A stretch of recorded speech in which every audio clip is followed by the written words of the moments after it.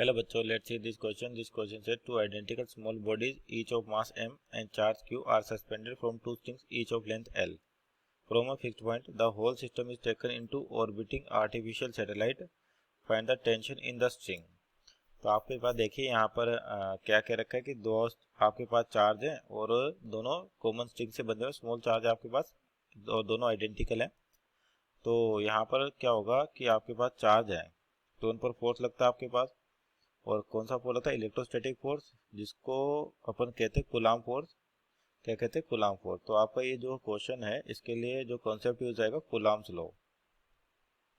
इसके अकॉर्डिंग क्या होता है, अगर दो चार्ज आपके पास किसी भी पॉइंट पर रखे हुए हैं, दो पॉइंट चार्जेस हैं और उनके बीच में कोई सेपरेशन आर है, तो इन दोनों में क्या करता है? फोर्स लगता है। ये रिपल्सिव हो सकता है और अट्रैक्टिव हो सकता है, डिपेंड करता है आपके पास दोनों चार्ज का नेचर कैसा है। तो जैसे यहाँ पर आपको दोनों चार्ज क्यू अमाउंट का दे रखा है, तो मान लेते हैं अपना Q1 Q2 डिस्टेंस r है, तो फोर्स का जो मैग्नीट्यूड होता है K Q1 Q2 by are square.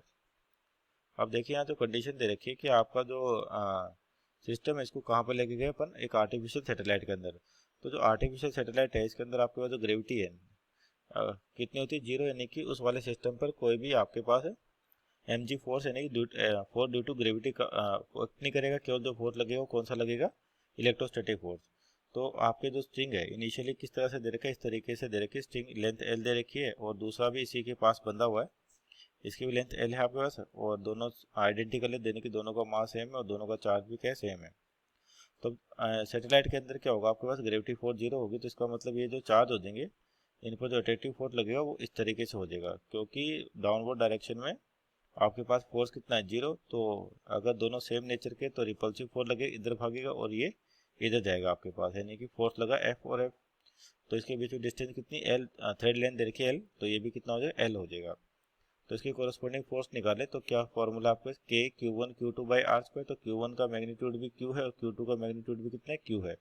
तो K Q square upon R square, R कितना हो जाएगा? 2L हो जाएगा अपने पास। तो यानी कि ये जो सेपरेशन है L और L 2L हो गया। तो आपके पास फॉर्मूला क्या आ जाएगा या रिजल्ट क्या आ जाएगा? K Q square by 4L square. So our final answer is K Q square by 4L square. Option check करते हैं, option number 4 is our right answer. Hope you understood well. Best of luck.